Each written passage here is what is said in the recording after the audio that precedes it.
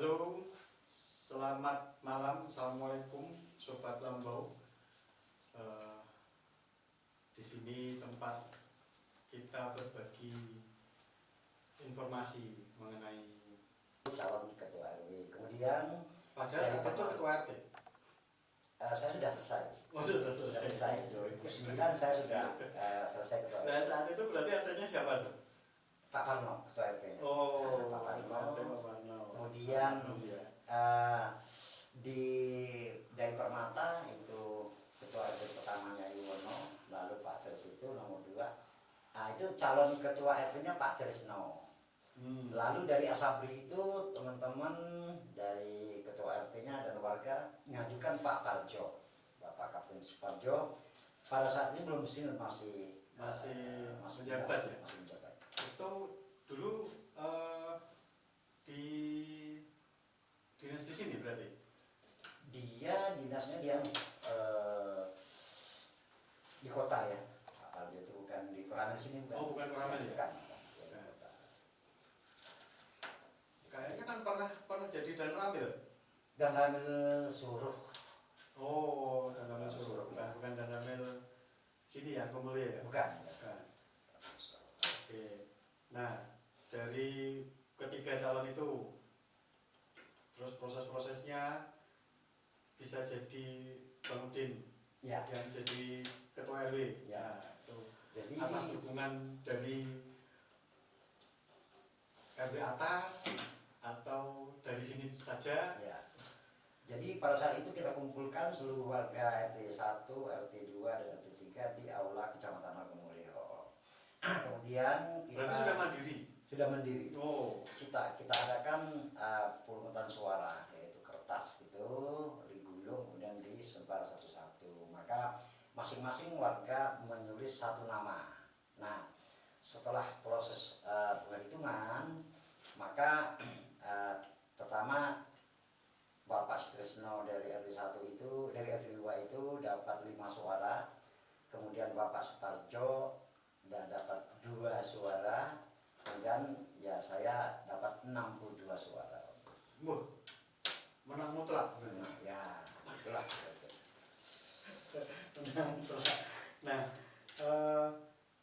ketika sudah jadi, kemudian sudah ada pembentukan pengurus, proses yang dilalui saat itu untuk menjadi sebuah wilayah RW sendiri di kelurahan itu apa saja? Ya. Ya, pertama bahwa pembentukan pengurus saat itu baru bahwa saya ketua, kemudian Pak Rohadi itu sekretaris saya, kemudian Pak Jajib itu bendahara saya, dan beberapa seksi. Nah, kemudian seluruh ketua RW masuk ke dalam struktur RW. Nah, target pertama bahwa kita harus penyamaan administratif. Jadi KTP yang tadinya masuk ke RW 4 akan segera dipindahkan.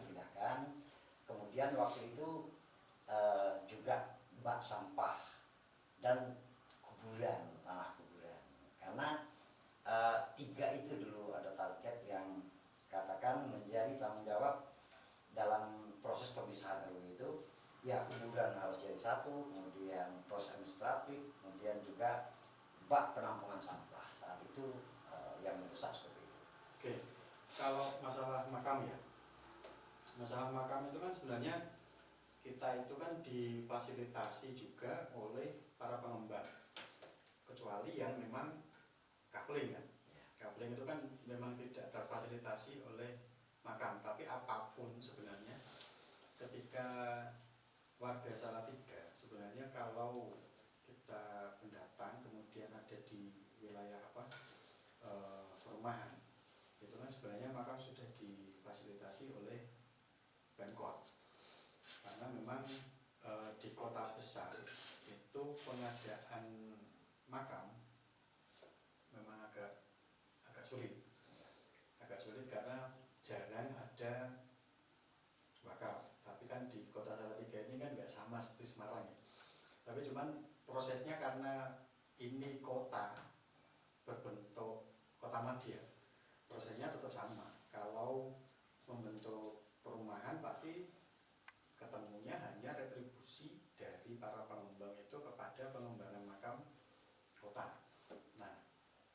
kedepannya sih pengennya ada nggak makam untuk RW sendiri? Ya, bahwa kalau kita tidak keliru bahwa setiap pengembang perumahan itu harus mengadakan makam, kalau nggak salah itu peraturan 10 tahun ke sini. Sedangkan 10 tahun ke belakang dulu belum sampai ke situ. Maka bahwa tanah makam itu memang harus berjuang dari warga. Oh saat itu ya? Iya. Oke. Berarti kita sudah tidak boleh lagi memang makam ikut ditetep, atau memang karena kita memang tidak ada akses ke sana? Ya. Jadi pada saat itu bahwa RT 1 ataupun RT 06 memang itu kita berbaur sekali di RW 4 itu, khususnya di RT 2 yang paling kesini. Maka khusus untuk RT 1 itu dipersilakan untuk menguburnya di pemakaman tetep di RW 4 itu. Nah, bahwa bagaimana untuk RT 2, 3 dan selanjutnya, nah kita berpikirnya seperti itu, maka harus dipisah. Nah, sedangkan kesepakatan ketua RT misalnya diketahui oleh ketua RW saat itu bahwa RT 1 boleh ngubur di pekuburan tetep, nah itu pun tak tertulis, belum tertulis. Sedangkan peralihan kepemimpinan ketua RT itu ya kalau katakan jarak 5 tahun barangkali masih tahu, tapi 5 tahun ke atas itu sudah lupa dan tidak ingat lagi ketua itu yang baru. Maka ancamannya ya semakin lepas dan semakin tenggelam hak daripada RT 1 untuk memakai kuburan yang ada. Ya, karena nggak tertulis tadi ya. Kesepakatan yang tidak tertulis, makanya tetap kita berkeinginan punya kan gitu, punya makam sendiri. Oke. RW 8 itu sebenarnya angka yang bagus, Pak. Walaupun karena angka 8 itu kan tertulis tidak terputus. Itu ikatan yang sangat bagus di angka RW 8 secara filosofi. Bukan filosofi angka saja.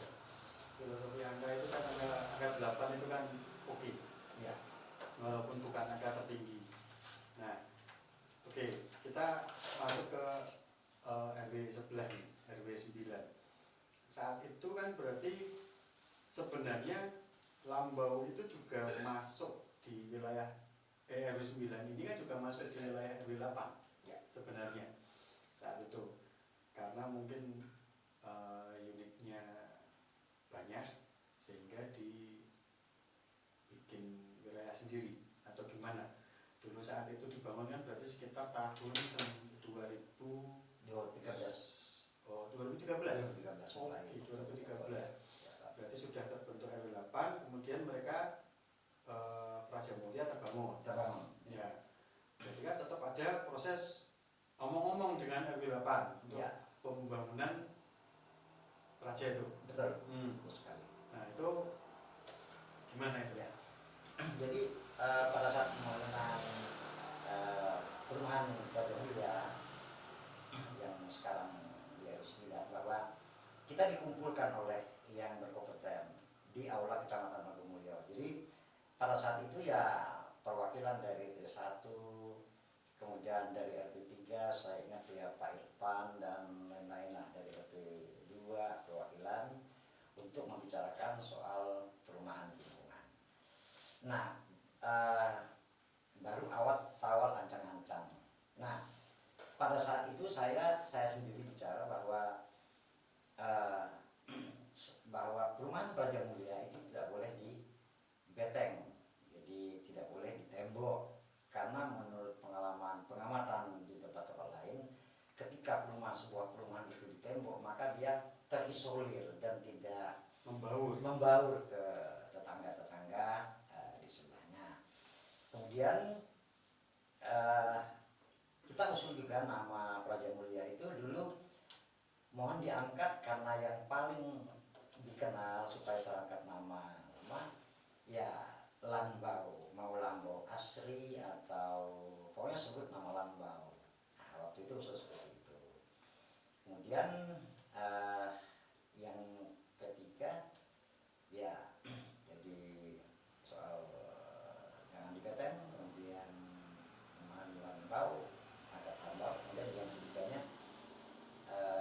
masalah drainase itu apa itu untuk perairan keluar. Jadi keterangan waktu itu bahwa Praja Mulia itu separuhnya itu alirannya ke jalan keluar gitu, ke jalan besar, separuh daripada Praja Mulia. Nah sedangkan karena beda tinggi level ya. Ini level. Ya. Untuk separuhnya nanti akan diusahakan resapan di perkampungan di dalam sendiri seperti itu waktu itu. Kita dikumpulkan awal 2013 kalau nggak salah. Oke. Berarti setelah itu dibangun, itu pun masih masuk di dalam RW 8. Jadi menjadi RT sendiri atau setelah gimana? bangun kan terjual dari 1 kakak, 2 kakak, 3 kakak pindah. Itu dulu masuk dulu di RT 1 RW 8. Oh. Dia sebagai warga RT 1, wangi saat itu Mas Yatno sebagai ketua RT-nya. Oh, sudah Pak Yatno ya. Pak Yatno. Oke. Berarti terpisahnya menjadi RW 9 karena banyaknya itu, terus karena kita juga saat itu sudah jadi 5 RT berarti di RW 8. Iya. RW 8 sudah jadi 5 RT, kemudian ditambah dengan Praja. Nah, Praja karena banyaknya itu sekitar berapa, 345 unit. Bus 300 unit. 345 unit. Ya. Itu kan berarti yang memang butuh Satu RW. Oke, alasannya seperti itu. Oke, masuk kembali lagi ke RW 8. Setelah Bang Udin jadi RW itu kira-kira berapa lama tuh tadi untuk masa jabatan RW-nya saat itu? Ya, jadi bahwa pertama kita membentuk RT tahun 2004. Jadi bahwa setiap ketua RT itu ada peraturan tertulis waktu itu, kita sepakati dia 1 periode. Kemudian periode berikutnya tidak boleh dicalonkan maupun mencalonkan diri. Dia harus sebagai ketua RT. Okay. Dia harus bergulir bergantian. Kecuali setelah bergantian sekali boleh dicalonkan atau mencalonkan, seperti itu dulu. Okay. Jadi kesepakatan dari 2004 dan seterusnya. Nah, kemudian jabatan ketua RT dan RW waktu itu ya 3 tahun. Nah, kemudian saya menjabat 3 tahun, tapi saya jalani 1 tahun karena berhubung saya mau pindah ke Palembang, saya masuk di PT Batubara Tanjung, saya harus meninggalkan Salatiga ini, maka saya serahkan ke sekretaris saya, yaitu Pak Rohadi waktu itu, yang meneruskan jabatan ketua RT. Maka Pak Rohadi ketua RW ya, itu 2 tahun diteruskan oleh Pak Rohadi, kemudian Bapak senang. Oke, berarti 3 tahun memang disepakati Pak ya? Ya. Nggak boleh double Pak ya? Nggak boleh 2 periode Pak ya? Nggak boleh. Nanti terlalu banyak celah-celah yang bisa diambil berarti kalau 2 periode. Dulu belum disepakati seluruh ketua RT atau baru di RT 1 menghubungi atau kita bahas atau sepakati. Nah, di RT 2 ataupun 3 dan 4 ya saya kurang paham selanjutnya. Tapi itu bagus, maksudnya regenerasi, terus kemudian saling merasakan. Jadi ketua lingkungan kan berarti, ketua lingkungan di RT ataupun RW itu kan sebenarnya bagus kalau tidak didobelkan. Ya. Sebenarnya itu langkah yang bagus sebenarnya, biar semua bisa merasakan. Karena enaknya, maksudnya enaknya di sini itu kan semuanya kan hampir satu nasib Pak. Satu nasib sebagai orang perantauan, orang pendatang di sini semuanya ada pendatang semua, sehingga boleh dibilang untuk menyatukan visi misi itu sebenarnya lebih mudah daripada ya saya tidak mau membandingkan, tapi oke, kalau kebanyakan pribumi sendiri itu kan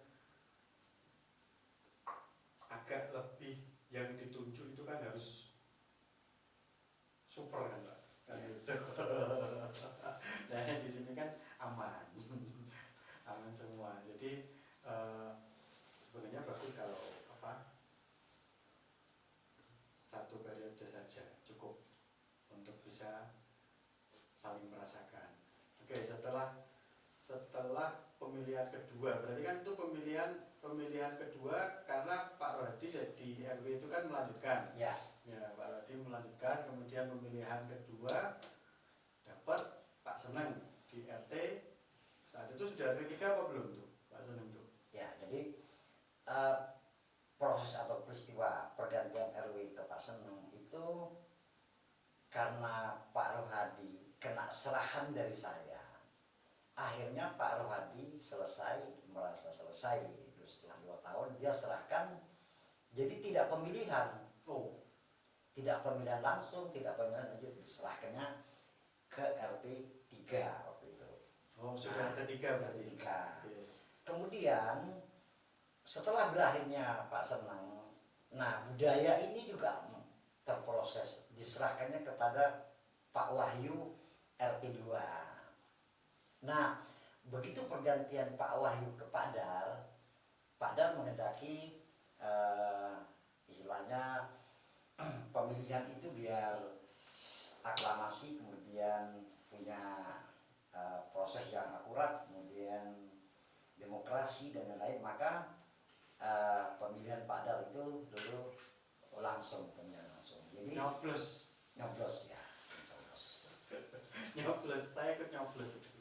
ya, dan seterusnya. Jadi RW keempat dan RW kelima sekarang Bapak Angkoso. Berarti dihitung berapa tuh?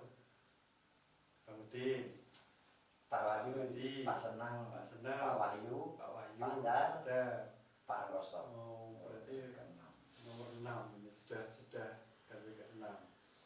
Oke. Nah, yang ketiban Sampor tuh RW yang ke-6 ini, Pak. karena tadinya 3 tahun, sekarang jadi 5 tahun.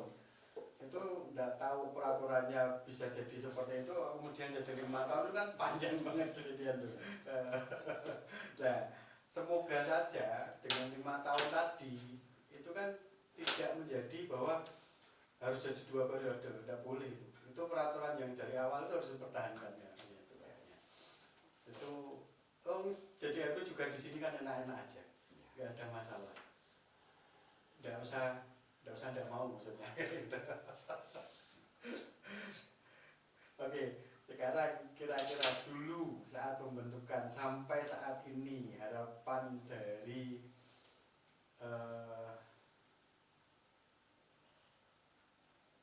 pembentuk RW 8 kepada RW 8 sendiri itu harapannya seperti apa? Ya, jadi pertama dulu kita merasakan bahwa menginduk RW itu di RW 4, jadi dari RT 1, 2, dan 3. Pertama sekali yang kita rasakan pada saat kita baru satu RT, yaitu RT 06, RW 4. Jadi pembagian hak itu ya agar supaya jadi ada pembangunannya itu, masalah pembangunan. Ya, bedah rumah, Oh, pembagian kompor, pembagian raskin, pembagian sembako dan lain-lain. Yang bahwa dari kelurahan itu dia memberi per RW. Nah, setiap RW itu punya jumlah RT berapa, dia nggak dikruskan pembagiannya berapa RT. Dibagi rata per RW. Nah, maka kita segera merebut pemisahan RW itu supaya hak kita, beberapa warga itu yang berhak jadi bedah rumah, dapat bantuan sembako, bantuan uang dan lain sebagainya itu lebih banyak. Jadi contoh umpamanya pada saat itu ya saya mengajukan RT 1 itu dulu 16 orang, entah sekarang sudah berapa jumlahnya yang berhak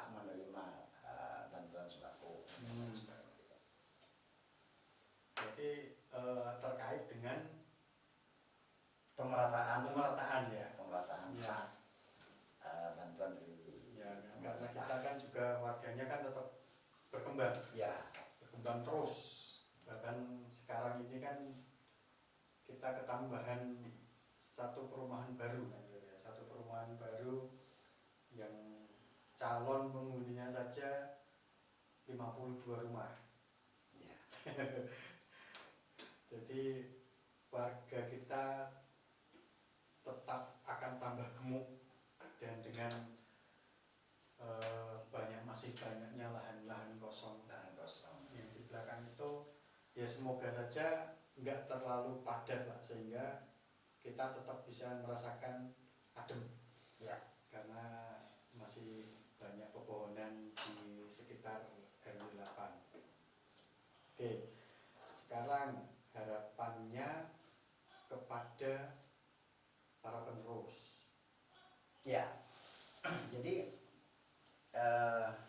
bahwa harapan kita dari RW 8 baik secara penerus ya pejabat RT RW maupun ke seluruh warga, bahwa RW 8 itu di satu kelurahan Randu Aceh ini disebut RW perumahan. Ya.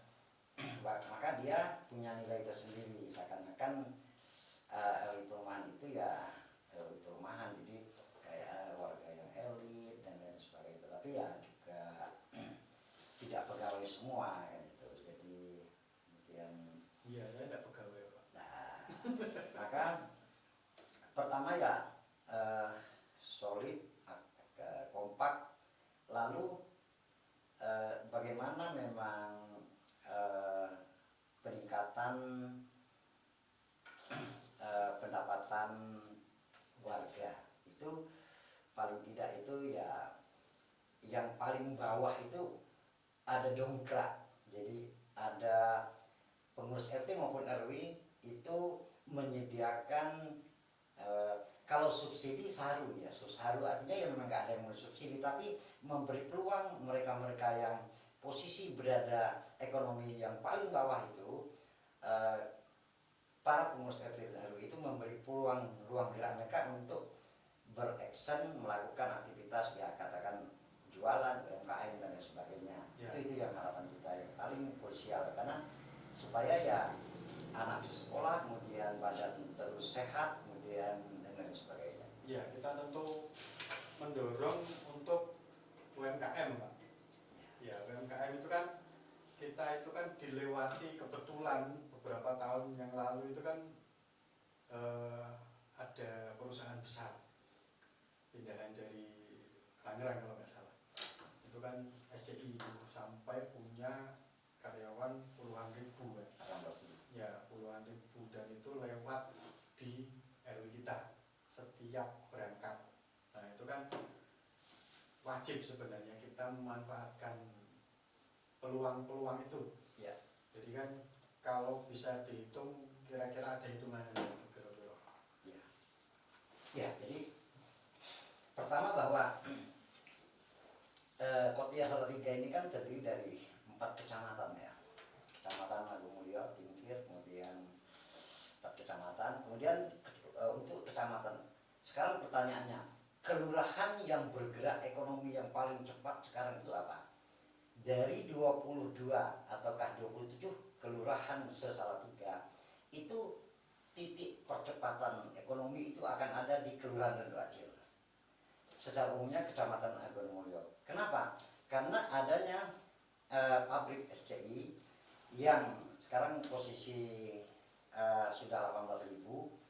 Nah, 18.000 karyawan. 18.000 karyawan. Itu mereka baru 3 tahun, baru 5 tahun masuk, 10 tahun, dan nanti akan 20 tahun dan sebagainya. Nah, remaja-remaja ini kan lama-lama menikah, kemudian punya anak, jadi butuh rumah, dan juga kos-kosan, kemudian belum tumpahan belanja-belanja, katakan ekonomi itu berapa miliar yang berada perputaran di Kelurahan Randu Aceh. Ya. Apabila kita bisa memanfaatkan biar itu punya semangat ya, warga khususnya RW 8 punya semangat untuk ngambil tuh peluang tumpahan tuh. Kalau kos-kosan kan memang kita tidak terlalu banyak nih di sini ya, karena jarak dari kita ke SCI itu kan juga lumayan tidak dekat kan ya. Jadi kan paling kan kos-kosan yang terbanyak ya jelas di RW atas, di RW 2, 3 dan 4 itu kan paling banyak di situ kos-kosannya, karena mereka kan pasti cari yang lebih dekat. Walaupun begitu kan kita juga ada beberapa kos-kosan yang sudah ada di sini. Yang penting adalah tadi tumpahan cuan tumpahan cuan ketika mereka lewat ke sini gitu kan. Itu biar jadi semangat bahwa UMKM kita tuh bisa tetap jalan, punya peluang untuk jalan, punya peluang untuk mengadakan UMKM agar tumpahan itu tidak kemana-mana. Nah, kita kan caranya ya yang penting ada, kita menyediakan apa yang mereka butuhkan. Kan lapak itu kan tidak harus permanen untuk itu, sehingga mereka berangkat itu kan rombongan yang tadinya jalan Argo Sari Raya sampai Argo Bugo itu kan jalan yang lengang sebenarnya, hanya jalan tembus antara kota dengan ring road, jalan lingkar. Jalan lingkar hanya jalan tembus, sekarang menjadi jalan utama untuk berangkat para pekerja di karyawan di SCI. Nah, itu kan ribuan. Jadi analisa ekonominya seperti ini, bahwa karyawan SCI itu ada 18.000. Katakan kita ambil 10.000 aja. 10.000 itu masing-masing berangkat dari rumah. Kalau dulu ada dulu itu membawa tepa atau membuat kue di rumah. Nah itu 10.000 itu sudah ogah. Mereka anak muda juga perantau semua dari berbagai kota. Mereka belanja di pinggir jalan makanan. Sekarang ini rata-rata itu berapa per orang mengeluarkan untuk sangu sebelum makan siang? Artinya dari jam 8, jam 7 masuk, katakan jam 10 itu kan sudah lapar, padahal makannya di jam 12. Nah itu rata-rata mereka beli 10.000 untuk sangu di pabrik itu. Maka kalau 10.000 kali 10.000 berarti kan 100 juta. Perlu kalkulator? Sudah ada. Jadi 100 juta. Padahal ya jalan yang dilalui itu dari pinggir sana, terpadu dari arah Solo maupun dari pinggir. Kita ambil berarti yang lewat Argosari ini sepertiganya aja deh. Jadi 4 dibagi 4 jalan. Jadi kalau 100 juta dibagi 4 berarti 25 juta. Maka yang akan lewat PDI dan lewat RW 8 ini 25 juta per pagi hari. Tumpah ruah di jalan. Nah, kita warga RW 8 kebagian apa? Pertanyaannya buat kita. Ya itu. Kita harus mendorong warga untuk hitungan ekonominya tadi. Hitungan ekonominya harus dikeluarin tuh. Harus dikeluarin bahwa ada nih tumpahan duit, ada tumpahan cuan sekian. Nah, gimana caranya? Catetin. Tapi yang sekarang kan sudah ada beberapa warga nih, sudah ada beberapa warga yang nyoba jualan ya. Itu baik.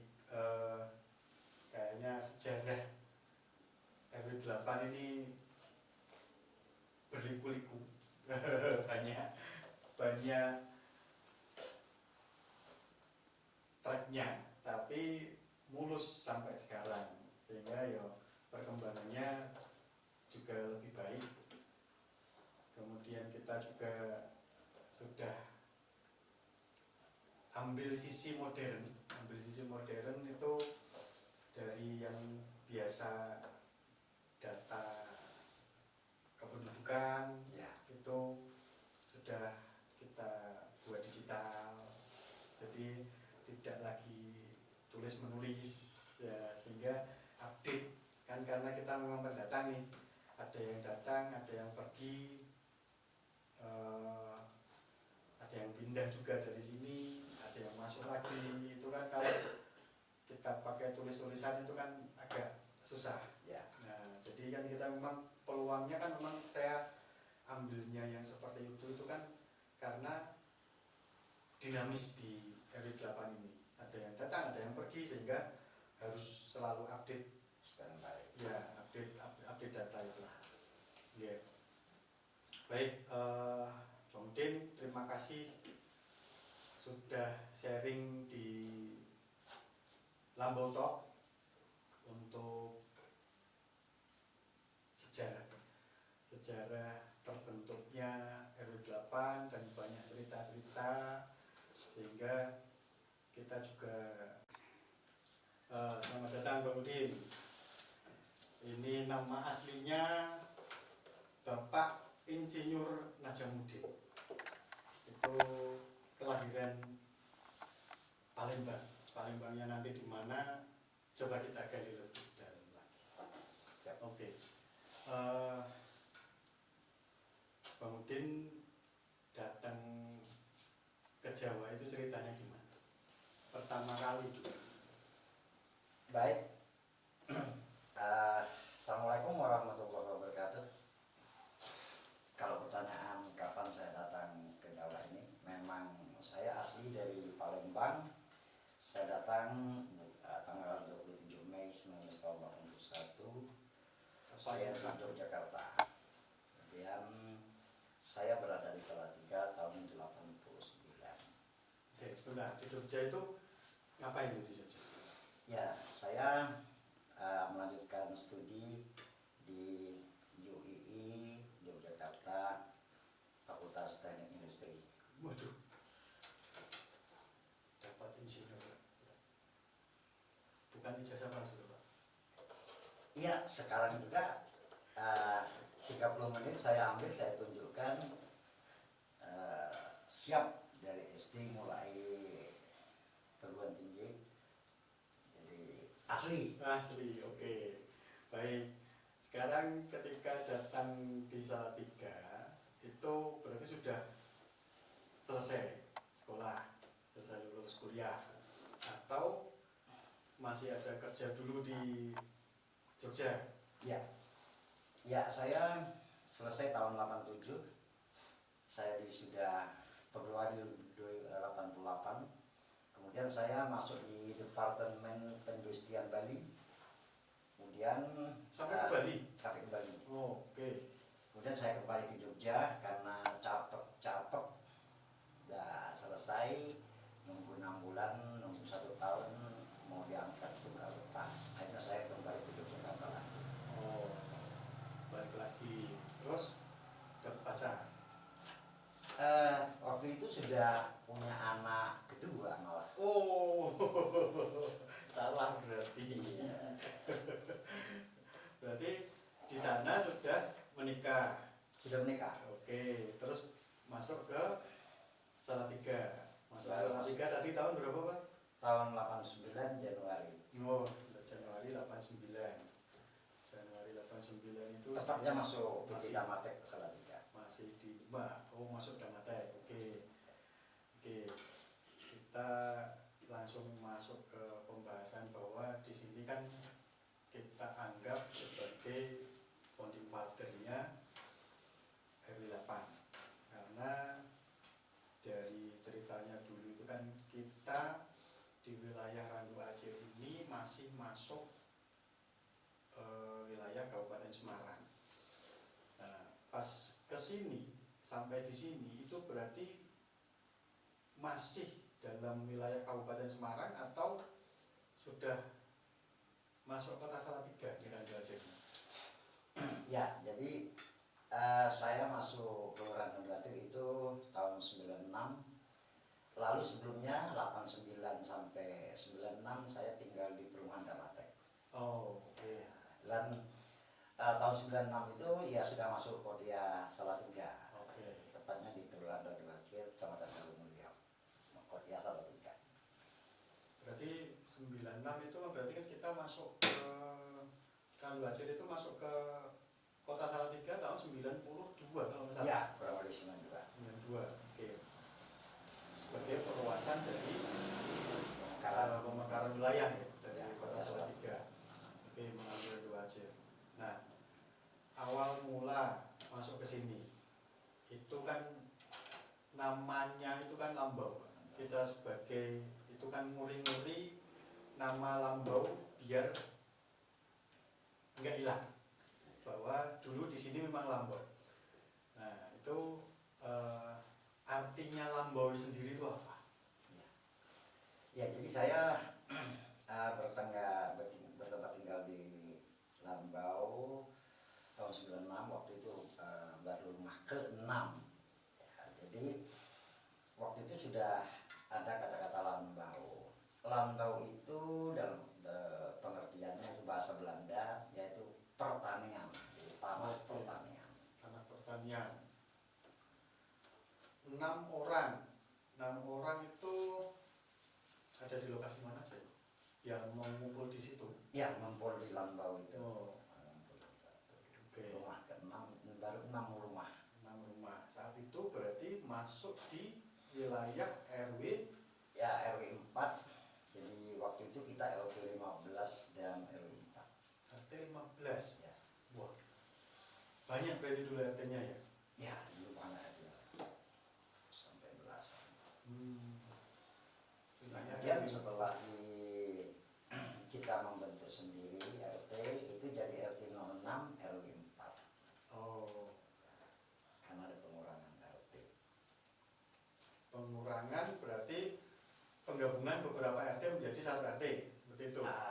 Ada pemekaran RW, jadi waktu itu juga sampai RW 7 gitu, 45, 67, maka yang RT 15 tadi sampai 15 itu dipecah gitu, masuk ke RT 3, RT 5, kemudian RW 5, masuk ke RW 6, RW 7 ya. Jadi gitu. Dimaksimalkan ya sekitar satu RW itu sekitar 6. Ya. Oke. Berarti kan dulu tetap masuk di RW RT yang banyak dulu. Kemudian setelah ada pemadatan terus terbentuk RT sendiri, itu RT pertama warganya berapa? Pertama 23. Jadi dari mulai 6 orang, 6 kakak, 7, 8, 9 sampai 23, kita menggagas untuk membentuk RT sendiri, yaitu bulan April tahun 2004.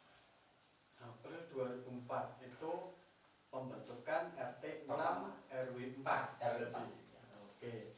Sampai bertahan berapa lamakah kemudian kok perkembangan dari penduduk itu sampai ke pencetusan kita buat RW sendiri deh gitu. Ya, jadi bahwa kita membentuk RW 8 waktu itu tanggal 20 Juni tahun 2010. Nah, jarak dari 2004 sampai 2010 itu sudah terbentuk 3 RT. Jadi RT 1, kemudian RT 2-nya di Perumahan Permata, RT 3 ini Perumahan Asabri. Berarti ada penambahan RT? Ada penambahan RT. Setelah 3 RT baru kita mengadakan pemisahan RW sendiri, yaitu RW 8. Oh, berarti kan tetap di dalam RT 6 RW 4, tapi cuma sudah terpisah-pisah wilayah. Ya. Terpisah-pisah wilayah untuk pencetusan RW 8. Oke. Proses dari pembentukan RW 8 sendiri, maksudnya apa yang dilakukan pertama kali? Ya, jadi pertama bahwa RW 1, RT 06, 1 RT, ada kesan bahwa ya rapat kita di atas sana ya, kurang lebih jarak 500 meter. Kemudian terbentuk RT 2 dan 3. Nah, teman-teman itu selalu bergabung di RW 4. Kemudian merasa sudah saatnya kita membentuk RW sendiri. Maka ya kita adakan diskusi obrolan dengan Pak Soekarno, waktu itu ketua RW 4-nya Bapak Soekarno. beberapa kali memang belum direspon ya. Jadi pagi kita ngobrol di rumahnya, kemudian belum juga tembus, kemudian kedua dan setelah ketiga itu baru saya diantarnya ke kelurahan oleh Pak RW 4 gitu. Kelurahan baru waktu itu kelurahannya itu Bapak Joko. Pak Joko. Jadi dipersilakan oleh Pak Joko itu. Oke, berarti prosesnya kan sampai kelurahan. Kecamatan sendiri ada tidak respon untuk dibuat RW saat itu? Camatnya siapa tuh saat itu? Ya, jadi waktu itu masih Bu Siti ya. Oh, berarti ibu-ibu betul ya? Iya. Bu Siti, Camat Agung Mulyo. Sebentar. Dulu itu kan berarti kita flashback ke belakang lagi. Saat ada 6 rumah. Ya. Ada 6 rumah itu kantor kecamatan sudah ada di lingkungan kita belum? Ya. Jadi kantor kecamatan itu dia belum ada, jadi belum ada, polsek belum ada, ya baru persiapan pembangunan. Jadi Ada rencana memang ada di situ? Iya, memang ada di situ. Atau memang tadinya mau kemana? Apa kantor kecamatan itu ada rencana di mana kok kemudian bisa bertempat di lingkungan RW kita nih? Iya, setahu saya bahwa tata letak rencana pembangunan state plan-nya bahwa sudah di situ. Kemudian camat pertamanya waktu itu ya Pak Harmanto. Jadi Harmanto. Ya berkisar 95, 6 dan jadi sampai 8. Bahkan sampai tahun 2000 kalau salah ya. Oke. Baru diganti oleh Bu Siti. Si Bu Siti itu dulu lama juga 8 tahun. 8 tahun jadi camat ya? Camat. Wah, katok gitu Pak. Jawa ini katok jadi camat 8 tahun. Oke. Respon dari kelurahan saat diantarkan oleh Pak RW, kira-kira dari Pak Lurahnya tadi apa Pak Joko itu tadi, itu gimana? Iya, jadi Pak Joko minta diceritakan karena bahwa pertimbangannya jangankan Salatiga, ada pemekaran wilayah Kota Salatiga, kemudian Kecamatan Agung Mulyo juga pemekaran RW, kemudian kita sendiri di posisi waktu itu masuk di RW 4 dan RW baru sampai 7. Nah, setelah kita ajukan bahwa karena ini ada beberapa perencanaan perumahan, waktu itu Asabri, waktu itu baru satu RT itu kalau nggak salah baru 28 orang dari 99 unit rumah, bahwa nantinya akan penuh di Asabri itu. Kemudian juga kayak saya di Permata, 27 rumah, kemudian di Excellent. Nah, itu jadi pertimbangan tentunya bahwa wilayah DRW kita itu akan cepat sekali berkembangnya begitu Pak. Oke, berarti kan memang di RW 8 ini kan memang kalau boleh dikatakan hampir 100% pendatang. Ya, betul. Hampir 100% pendatang. Ada warga lokal beberapa malah. Ya. Jadi hampir 100% pendatang karena terjadinya pembangunan perumahan-perumahan. Ya. Perumahan dan penjualan tanah sebagai kafling berarti. Excellent. Permata, Asabri, kaflingnya Lambau, terus kaflingnya sini apa? Tempat kita podcast ini itu kan kaflingnya Widya Mulia, itu kan kafling RT 5 itu, terus ada pembangunan Asabri. Nah di 2010 itu berarti Asabri, perumahan Asabri sudah kebangun ya? Ya, sudah kebangun, sudah resmi 1 RT waktu itu. Oh, oke. Berarti di 2010 itu Excellent-nya sudah ada karena saya pun ke situ juga 2009 Pak. 2009 berarti 2009 itu saya ke sini wilayah RW 4 berarti. Ya, Saat itu saya belum bertempat tinggal, jadi cuman sekedar punya duit beli gitu. Ya. Itu jadi belum tahu bahwa sejarahnya di sini adalah dulu RW 4. Saya masuk ke sini memang sudah jadi RW 8. Sudah jadi RW 8. Jadi makanya ini kan saya butuh enak cerita sebenarnya kan, karena memang saya nggak tahu. Ya. Kalau saya tahu kan kayak reko-reko berarti kan gitu. kayak guyonan. Padahal saya nggak tahu beneran maksudnya prosesnya ini. Nah, sehingga awal-awalnya berarti pengajuan sudah disetujui, oke, dengan 3 RT. 3 RT. Nah, untuk calon ketua RW saat itu gimana? Ya, jadi bahwa ada RT 1, kemudian ada RT 2 di Permata, ada RT 3 di Permana Sakti.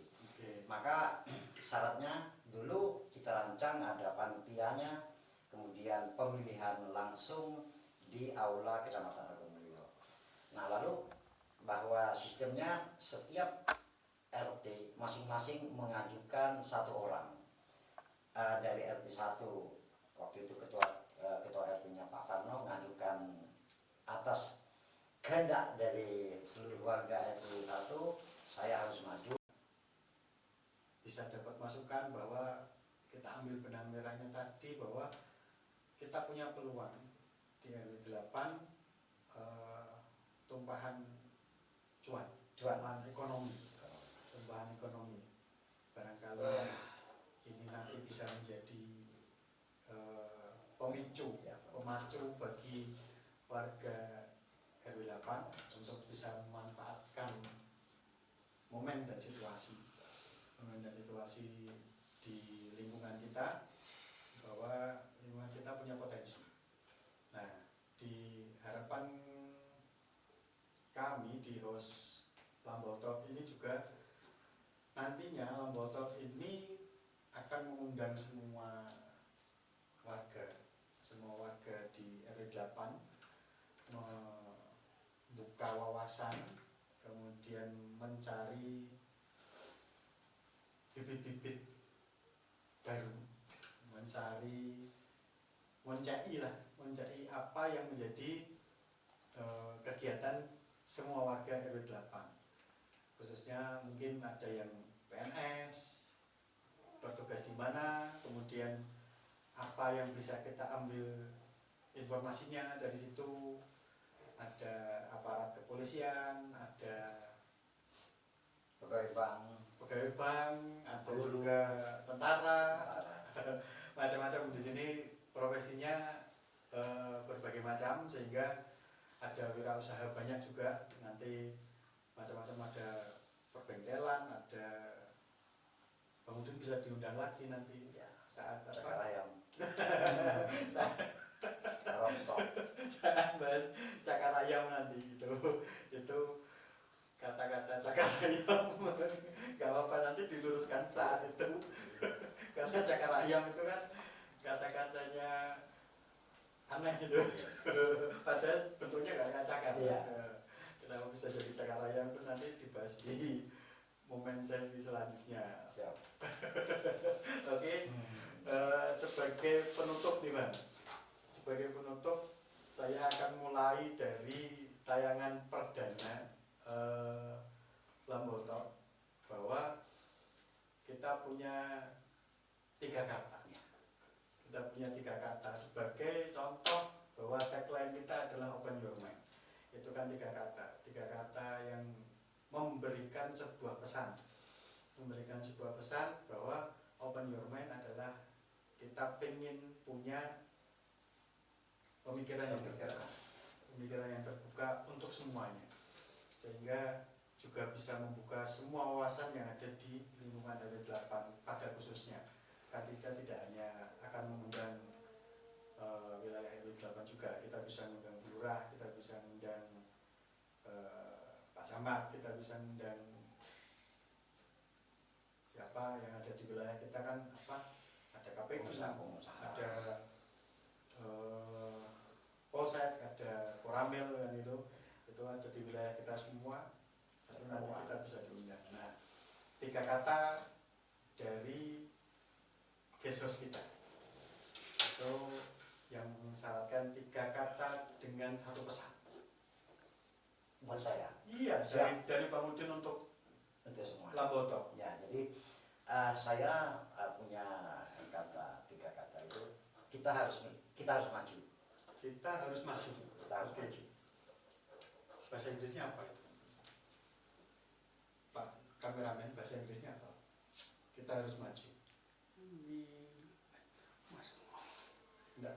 Ya ngomong enggak apa-apa memang. Kita harus maju. We must go. Kita harus pergi itu. We should forward. Kita harus maju. Pesannya adalah kita harus maju. Yang tersirat dari pesannya itu? Ya, jadi terutama ekonomi, pendidikan, kemudian keagamaan, artinya ketauhidan, kita sebagai hamba Allah, penghayatan terhadap Tuhan Yang Maha Esa itu harus lebih maju, pendidikan, ekonomi. Oke, pemirsa itu ada yang di lain tempat. Oke, para sahabat Lambau, hari ini sudah banyak yang kita bahas, kita berbincangkan bahwa di sejarah pembentukan RW 8 itu adalah pecahan dari RW 4. Kemudian karena kita memang menyadari bahwa perkembangan penduduk di RW 8 itu pasti kedepannya pesat sekali, sehingga itu memang menjadi sebuah keharusan untuk bisa jadi wilayah mandiri. Dan juga tadi tujuannya adalah untuk pemerataan, untuk pemerataan, sehingga kita juga berkeadilan kepada warga yang menempati di RW 8 sendiri. Oke, itu yang bisa kita ambil manfaatnya dari Lambau Talk pagi hari ini, belum pagi deh, masih malam. Di malam hari ini, semoga dengan adanya perbincangan kita ya Bang Udin, itu bisa memberikan manfaat yang banyak pada RW 8. Tetap di jalur pemikiran yang terbuka, open your mind. Terima kasih.